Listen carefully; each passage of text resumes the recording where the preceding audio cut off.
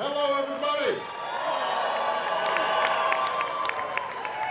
Welcome to the White House, and give it up for the world champion Cleveland Cavaliers.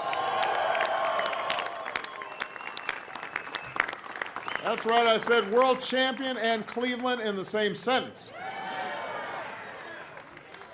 That's what we're talking about when we talk about hope and change. We've got a lot of big Cavs fans here in the house, including Ohio's Governor John Kasich and his daughters Emma and Reese. We got some outstanding members of Congress that are here, and obviously we want to recognize Cavs owner Dan Gilbert, who put so much of himself into trying to make sure this thing worked. One of the great general managers of the game, David Griffin. And the pride and joy of Mexico, Missouri, Coach Tyronn Lue.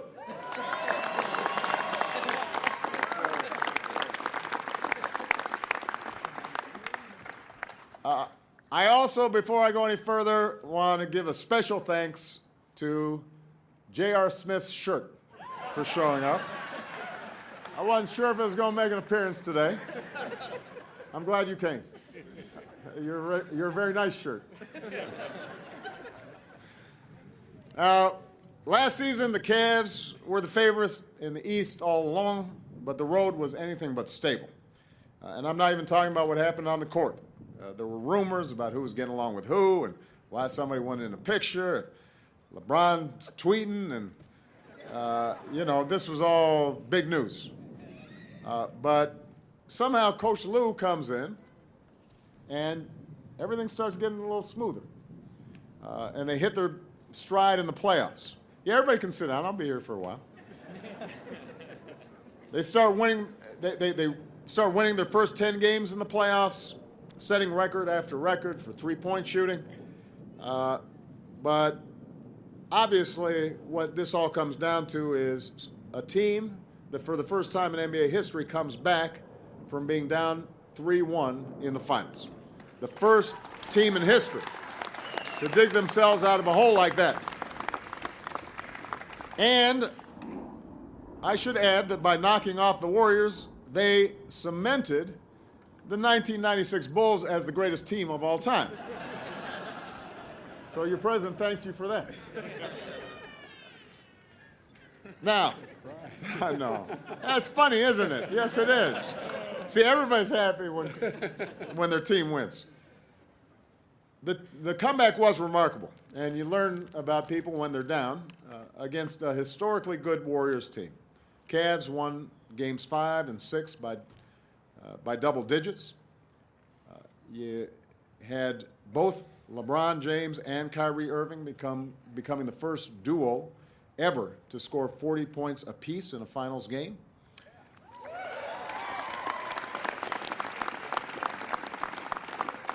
And then, in Game 7, the Cavs fall behind on the road, only to fight back and lock up the title with an unbelievable 2 minutes. There was the block, what LeBron has said was the defining play of his career. The shot by Kyrie, putting the Cavs up 5. The stop by Kevin Love.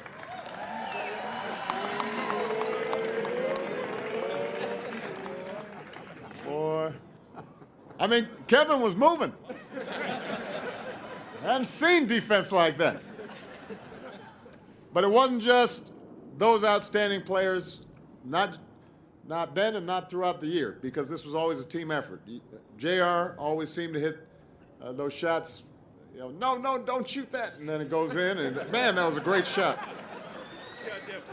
You got Tristan Thompson, who has as great of a motor as anybody, and put in extra work to teach himself how to shoot free throws with the wrong hand.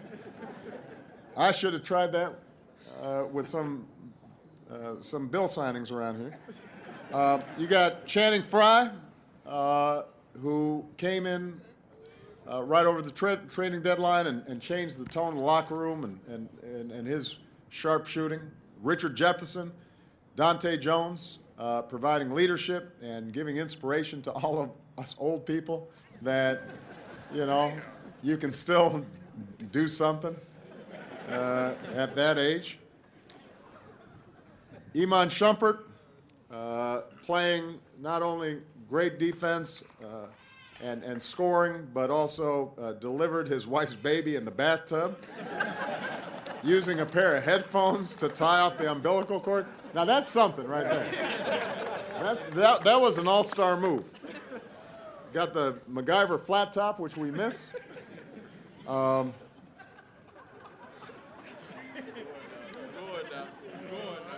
of course, there's the guy LeBron calls his favorite player of all time, James Jones. The two are a package deal.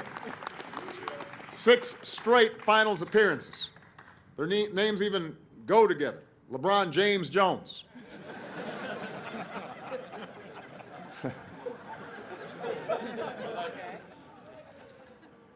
But the truth is, LeBron wouldn't be LeBron without his teammates. Kyrie, Kevin, Tristan.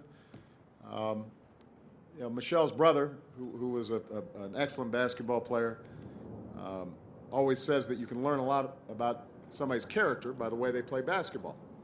And when you see LeBron James, it is not just his power and his speed and his vertical. It is his unselfishness. It is his work ethic. It is his insistence on always making the right play. It is his determination, all of which makes him one of the great players of all time. And you saw it in those last 3 games. Put up some of the most staggering statistics in finals history. He did it the year before, despite injuries, dragging his team along to make a very competitive series. You saw it when this kid from Akron broke down and fell to his knees when he realized that he had finally fulfilled a promise that he had made all those years ago and delivered that championship back to Northeast Ohio. So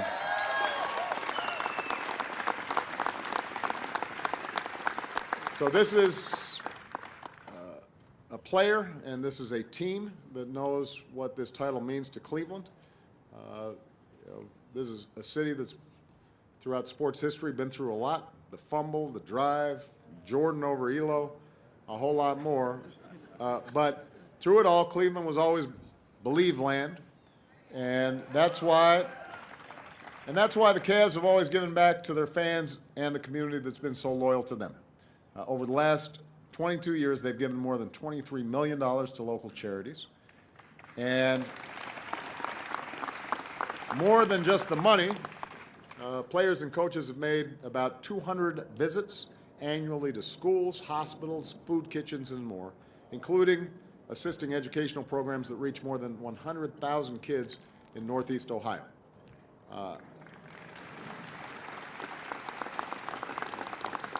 And these Cavs exemplify a growing generation of athletes that are using their platforms to speak out. We've seen Kevin on combating campus sexual assault, LeBron on issues like gun violence and working with Michelle to help more kids go to school, go to college. His foundation is doing something incredible, paying college tuition for 1,100 kids from Akron.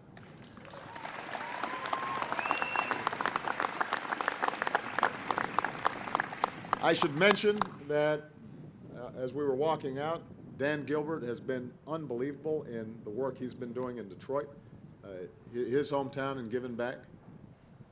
And finally, earlier today, the Cavs met with Attorney General Loretta Lynch and my senior advisor, Valerie Jarrett, to discuss steps they're taking to help build understanding between law enforcement and the Cleveland community, part of a league-wide effort to build stronger communities all across the country.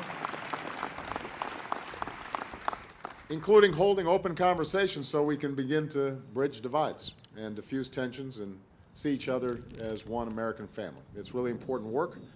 It's just one of a number of recent efforts. We've been proud to partner with the NBA during my time as president, from the league's support of My Brother's Keeper initiative to the mentoring initiatives to Michelle's Let's Move and Joining Forces efforts.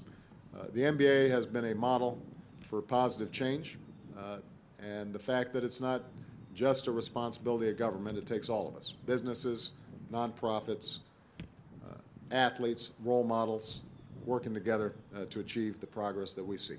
So I know that Cleveland could not be happier and prouder of having this trophy, but this was already a championship group of guys even before last year, and you should be very proud of them. Give it up for the world champs one last time.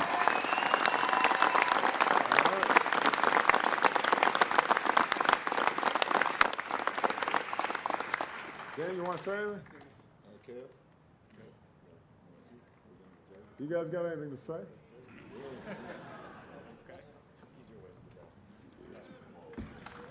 Come on, Kev.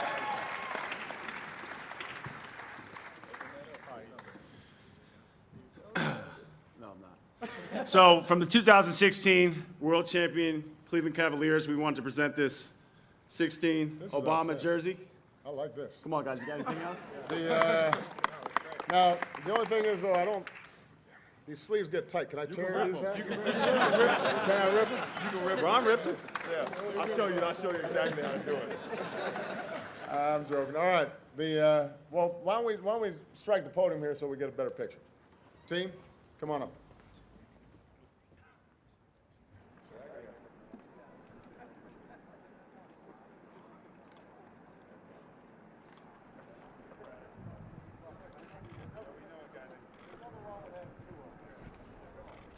So President Obama marking the history of the moment and having a little fun remarked, that's right. I said world champion in Cleveland in the same sentence. That's what I'm talking about when I say hope and change. And then on a more serious note, he said over the last 22 years, the Cavs have given $23 million to charity. And there you see them taking the picture with President Obama. The Cavs earlier in the day met with senior staff to work on opening lines of communication with law enforcement and the community. So it's a good, fun event for the Cleveland Cavaliers, but they're also doing some serious work there with President Obama as they continue this ceremony on the south lawn of the White House.